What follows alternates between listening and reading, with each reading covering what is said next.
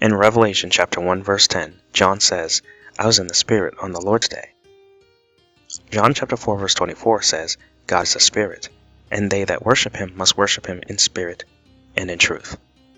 In other words, John was keeping the Lord's day holy. Within the fourth commandment, we read in Exodus chapter 20 verse 8, remember the Sabbath day to keep it holy. When the commandment says remember the Lord's day, why is it that so many Christians do the exact opposite? James chapter 2 verses 10 to 11 says, for whosoever shall keep the whole law and yet offend in one point, he is guilty of all. For he that said, do not commit adultery, said also, do not kill. Now if thou commit no adultery, yet if thou kill, thou art become a transgressor of the law. Likewise, if you do not kill, yet you break the Sabbath, you are a transgressor of the law. And 1 John chapter 3 verse 4 says, sin is the transgression of the law. God warns us in Hebrews chapter 10 verse 25 that we should not forsake the assembling of ourselves together as the manner of some is. And also in verse 26, if we sin willfully after that we have received the knowledge of the truth, there remaineth no more sacrifice for sins.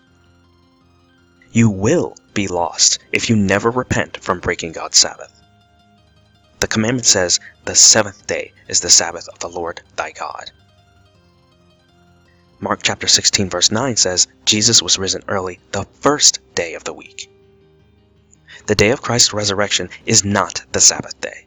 Both the Old and the New Testament call the Sabbath the Lord's day.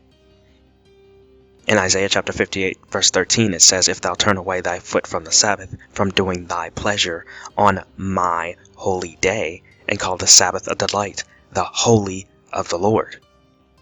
In Matthew chapter 12 verse 8 says, for the Son of Man is Lord even of the Sabbath day.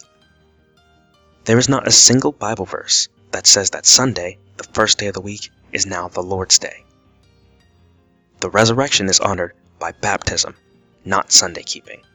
Romans chapter 6 verse 4 says, therefore we are buried with him by baptism into death, that like as Christ was raised up from the dead by the glory of the Father, even so we also should walk in newness of life. Deuteronomy chapter 12 verse 32 says, what things soever I command you, observe to do it. Thou shalt not add thereto, nor diminish from it.